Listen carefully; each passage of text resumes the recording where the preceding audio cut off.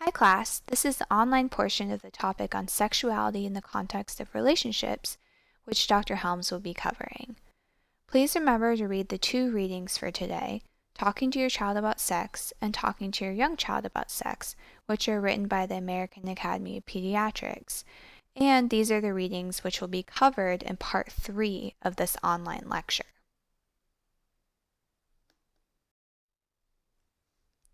For the online portion of the lecture for today, we will cover the topics with the asterisks listed on this overview slide. These topics include trends in sexual attitudes and links with behavior, premarital and marital sex trends, talking to children about sex, and we will look at this from a developmental approach. The remaining topics, including general guidelines, sexual activity outside of marriage, marital sex from a cross-cultural study, and prerequisites about healthy sexual relationships were covered in class on Thursday and will be completed when we meet next time in person again. Sexual attitudes and behavior. Regarding the first point, we've certainly been able to document shifts towards more permissive attitudes and behaviors in the U.S. regarding sexuality, particularly during the latter half of the 20th century. In studies of married individuals that have been conducted recently, we see that over 90% of men and 85% of women report having engaged in sexual intercourse before their wedding. And I'll repeat that. In recent studies of married individuals, 90% of men and 85% of women report having engaged in sexual intercourse before their wedding. In addition, studies that have been done over time of different cohorts of individuals in the United States have documented a shift in attitudes, particularly regarding values of chastity as a priority in selecting a relationship partner. So we've seen that in the 1930s, the 1940s, chastity was a highly valued attribute in a partner, and we've seen the value of chastity dropping in the ranks among young adults and college students specifically. The second point addresses attitudes versus our role behavior in our sexual relationships. Attitudes versus role behavior. Now, my comments here should take you back a little bit to our discussion of gender roles and gender role attitudes and beliefs and stereotypes and how they play out in our close relationships. So while we've been able to document that there's been a trend towards more liberal or tolerant attitudes about sexuality and more specifically about sexual behavior outside of marital relationships, what we've seen in terms of role behavior in heterosexual close relationships is what researchers refer to as sex-typed or sex-typed sexual scripts that are enacted, and these are enacted along gendered lines, and I'm going to repeat that. In research that actually looks at the behavioral exchanges that men and women engage in their heterosexual sexual close relationships, they find what they call sex-typed sexual scripts. And these behaviors are gendered. So, for example, scholars talk about women serving as gatekeepers for sexual behavior in relationships. And what they mean here is that women are very often viewed to be responsible for whether or not sex will actually occur, because women are viewed to be responsible for setting sexual boundaries and limits. And very often women report feeling more ambivalence than men do when they do have sex outside of marriage. So despite the documented changes and shifts towards more liberal or tolerant attitudes in the United States, when you actually look inside individuals' close sexual relationships, we do see some evidence for sex-type sexual scripts in which women are viewed to be the gatekeepers of sexual activity, and women experience ambivalence or report more ambivalence than men do regarding their sexual activity outside of marriage. Within this same body of research, we found that men are expected and it's viewed to be more appropriate for men to initiate sex than women. And again, this is a gendered pattern where there's often an expectation in relationships that it's more appropriate for men to initiate sexual activity than it is women.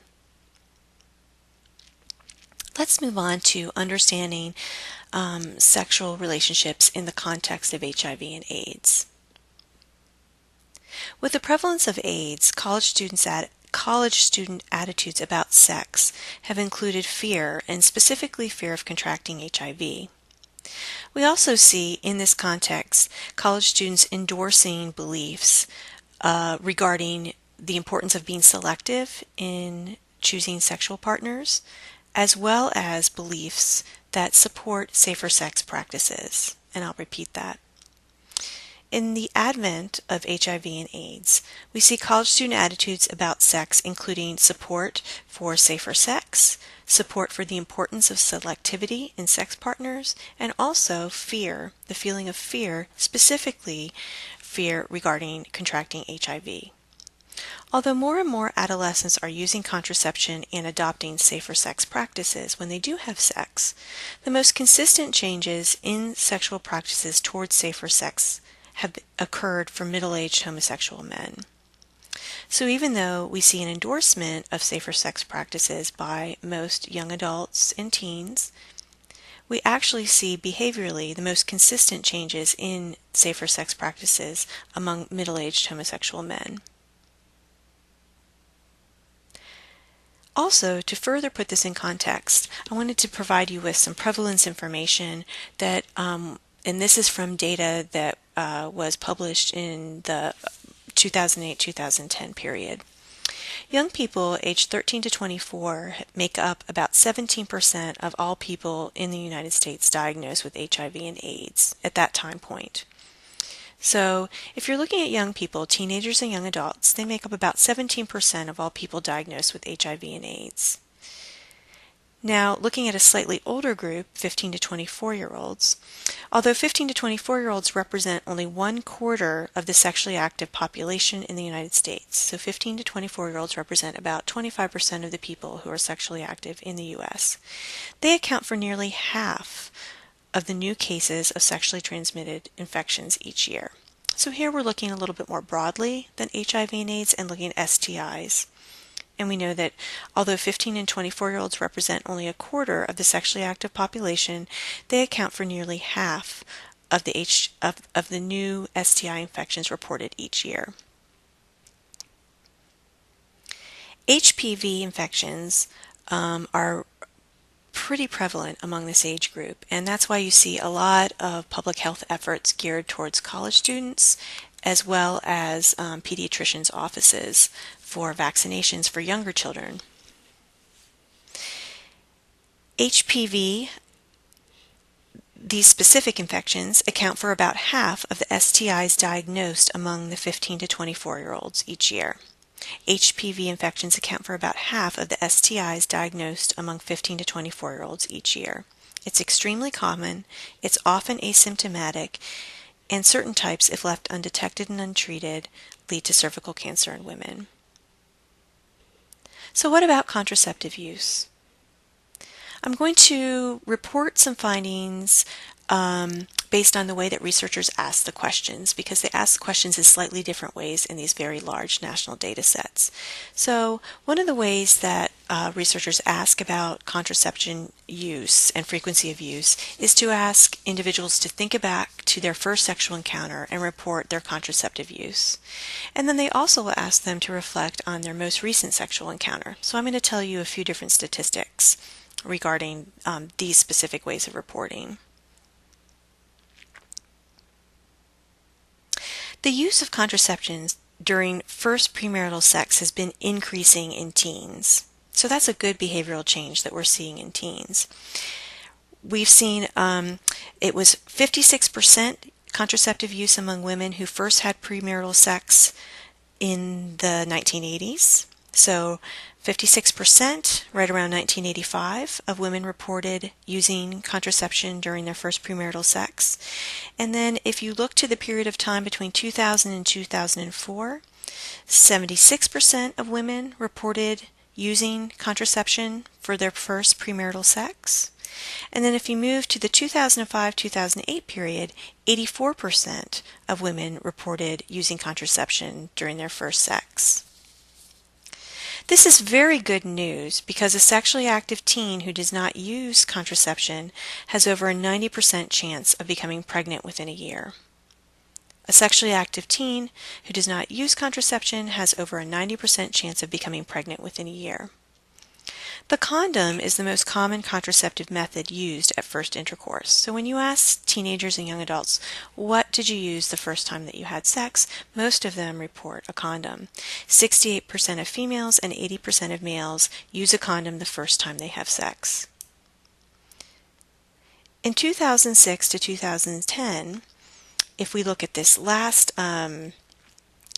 bullet on the slide, reports for most recent sexual encounters, in 2006 to 2010, approximately 86% of female teens and 93% of male teens reported using contraceptive use the last time they had sex. So in 2006 to 2010, about 86% of female teens and 93% of male teens reported using some form of contraception at last sex. These proportions reported in 2006 to 2010 actually represent a marked improvement since 1995, when only 71% of female teens and 82% of male teens had reported using any form of contraceptive method at last sex. So these proportions that are reported for 2006 and 2010, where you have 86% of female teens and 93% of male teens using contraception, that is an improvement over 1995, when only 71% of female teens and 82% of male teens had reported using a contraceptive method at last sex. However, the proportion remained unchanged between 2002 and that 2006-2010 period. So some public health officials say we want to get those rates of use up even higher. We'd like to see it much closer to 100% of use. And public health officials have taken a new slant to try to encourage teens to use contraception, because what they've found in a variety of studies is that teens and young adults who do use contraception for their first sexual intercourse also report that that their sexual experience itself was more positive than those teens or young adults who didn't use contraception. So one of the slants the public health officials have been taking is to promote this idea that the use of contraception is also linked to a more satisfying sexual experience among youth.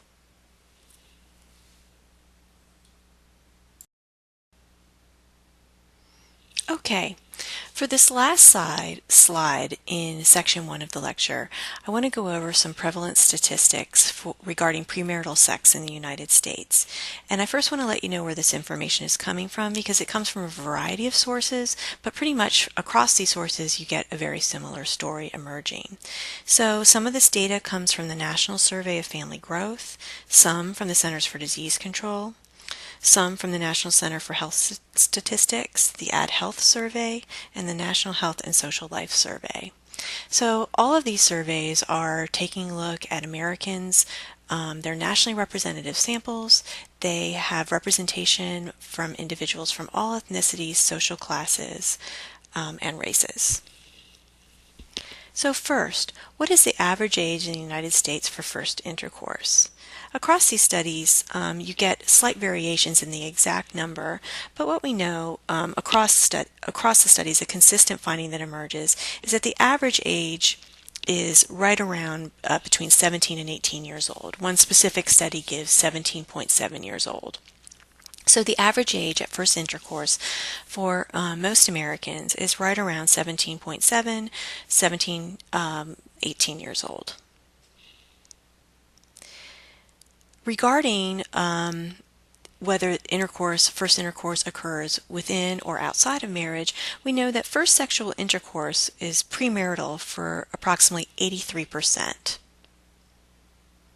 of individuals who participated in these studies. We know that for the majority of individuals who participated in these studies, their first sexual intercourse was premarital, outside of marriage.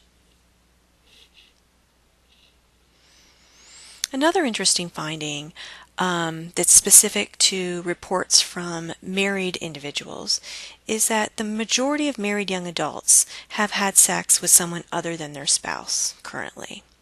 The majority of married young adults, it's right around 70%, 67 to 70%, have had sex with someone other than their spouse. Another finding that's reported in the literature is that approximately 11% of individuals report remaining abstinent until marriage. About 11% of individuals who eventually did get married report that they remained abstinent until they got married, meaning they didn't have sexual intercourse until they married. And finally, the last point on the slide is that 22% of the individuals surveyed reported that they had sexual intercourse only with the person that they eventually married. So they did engage in premarital sex, so they are part of that 83% premarital, but 22% of those individuals reported that they did have sexual intercourse only with the person that they eventually married.